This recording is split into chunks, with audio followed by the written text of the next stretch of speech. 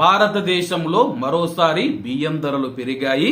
HMT, BPT, Sona Masuri ధరలు సగటున క్వింటాలకు 1000 రూపాయల నుంచి 1500 పెరిగాయి. గత ఏడాది క్వింటాలు 4500 నుంచి 5000 రూపాయల మధ్య లభించగా ప్రస్తుతం ఆ ధర 6200 వరకు పెరిగింది. పాత బియ్యం అయితే 7500 వరకు పలుకుతూ ఉంది.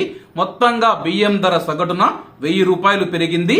ఇందుకు వరదల కారణంగా కొన్ని రాష్ట్రాలలో వర్షాలు మరియు వరదల కారణంగా పంట నష్టం జరగడం, వరి సాగు తగ్గడం కారణమని చెప్పి వ్యాపారులు చెబుతూ ఉన్నారు. మరి ముఖ్యమైన విషయం ఏంటంటే మధ్యతరగతి ప్రజలు ఎవరైతే ఉన్నారో వాళ్ళు బియ్యం ధరలు పెరగడం వల్ల తీవ్రమైన ఇబ్బందులు ఎదుర్కొంటారు.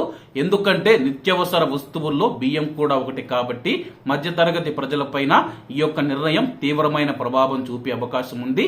ప్రస్తుతం భారతదేశ వ్యాప్తంగా మనం చూసుకుంటే నిత్యావసర సరుకులు సంవత్సరం మారిన తర్వాత ఒక్కొక్కటి పెరుగుతూ వస్తూ ఉన్నాయి.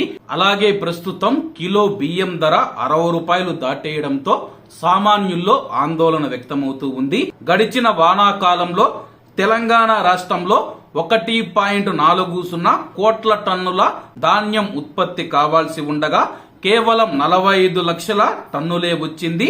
అటు మిల్లర్లు కూడా ఈ డిమాండ్ను సొమ్ము చేసుకుంటూ ఉండడంతో సామాన్య ప్రజలు బియ్యం ధరలు చూసి భయపడుతున్నారు.